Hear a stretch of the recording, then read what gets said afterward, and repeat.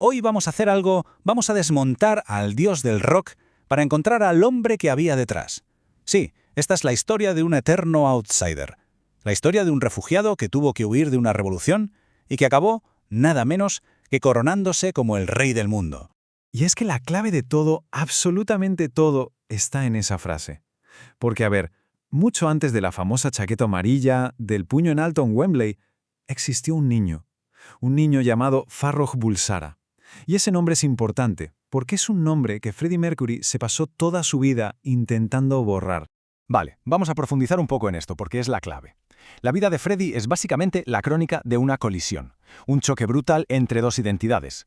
Por un lado tenemos a Farrokh, un chico tímido, Parsi, un refugiado de Zanzíbar.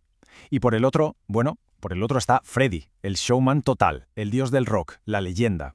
Y toda su carrera, es más, toda su vida, fue el campo de batalla entre esos dos mundos. Claro, para entender de verdad al rey primero hay que conocer al niño, hay que viajar hasta ese paraíso perdido, un paraíso que, por cierto, le fue arrebatado de la forma más violenta. Es que su infancia no fue una sola vida, no, fueron varias, y todas marcadas por el desarraigo. A ver, nace en Zanzíbar, que en aquel entonces era un protectorado británico. Con solo 8 años, lo envían a un internado en la India, completamente solo. Y ya el golpe definitivo llega a 1964. Su familia tiene que huir de una revolución sangrienta. Acaban aterrizando en Inglaterra como refugiados, y cuando digo refugiados es que llegaron literalmente con lo opuesto. Entonces, claro, la pregunta es inevitable, ¿no? ¿Qué puede salir de un choque tan brutal? De esa mezcla entre África, la India y, bueno, la gris Inglaterra de los años 60. Pues la respuesta en realidad tiene dos caras. Por un lado, algo interno, un sentimiento muy profundo de no pertenecer a ningún sitio, de ser siempre el otro. Y por otro lado, una marca física que acabaría definiendo su imagen, esa sobremordida tan legendaria, causada por 4 dientes extra. Dientes que, por cierto, se negó a arreglar toda su vida. Le daba pánico que al hacerlo le cambiaran la voz, su don. Y así, de la forma más increíble, convirtió su mayor complejo en un pilar de su poder.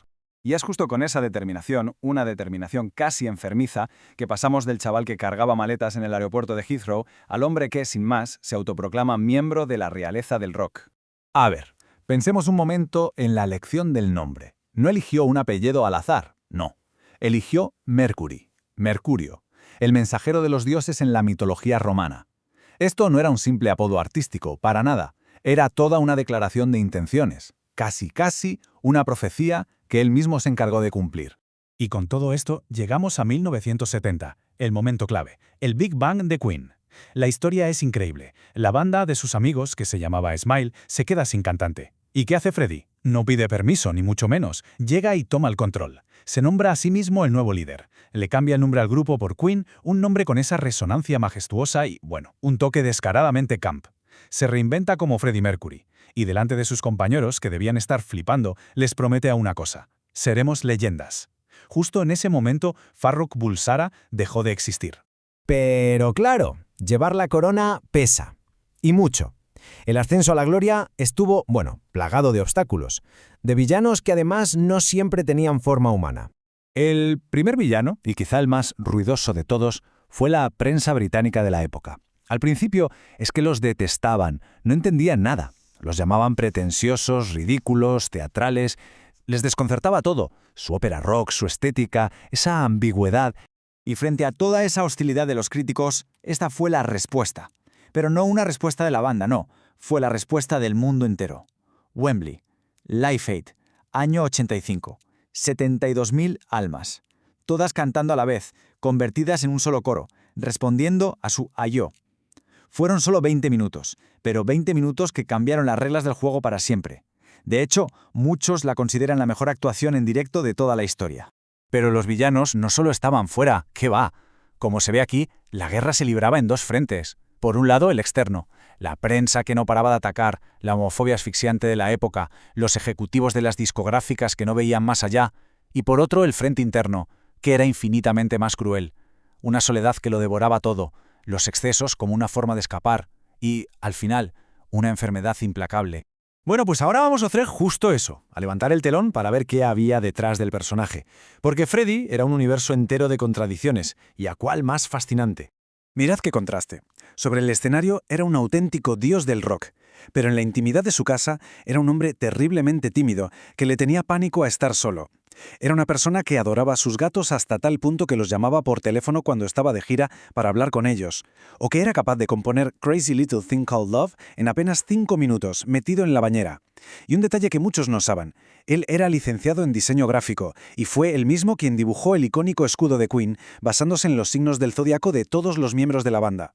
Pero en medio de todo ese torbellino que era su vida, había dos anclas que lo mantenían a flote. Por un lado, Mary Austin, su primer gran amor, su mejor amiga y confidente hasta el último día, a quien le dejó su casa en herencia. Y por otro, Jim Hutton, su pareja, el hombre que cuidó de él en sus últimos y más difíciles años, el que le sostuvo la mano cuando todo se apagó. Y así, llegamos al último acto, a esa reverencia final y al eco de una voz que simplemente se niega a apagarse. Porque para él, el show debía continuar, siempre, incluso cuando el telón ya estaba a punto de caer. El desenlace fue tan rápido como devastador. Fue algo fulminante. Mirad las fechas. El 23 de noviembre de 1991, Freddie Mercury lanza un comunicado público confirmando que tiene SIDA. Al día siguiente, el 24 de noviembre, muere. Pasaron menos de 24 horas entre el anuncio y su muerte. Protegió su intimidad con la misma ferocidad con la que dominaba un escenario. Hasta el último aliento. A ver, su legado musical es indiscutible, de eso no hay ninguna duda. Pero su legado personal, bueno, eso es más complejo y sigue generando mucho debate. Hay dos posturas principales. Por un lado, están quienes defienden su derecho a llevar su lucha en privado, sobre todo en una época tan cruel, donde el SIDA era un estigma terrible. Pero por otro lado, hay quienes lamentan que no usara esa plataforma mundial que tenía para ser un activista, para dar más visibilidad y ayudar a la comunidad LGTBQ+ en sus momentos más oscuros. La verdad es que no hay una respuesta fácil. Es una conversación que, décadas después, sigue totalmente abierta. Al final, quizás su mayor legado no está en el debate, sino en el propio ejemplo.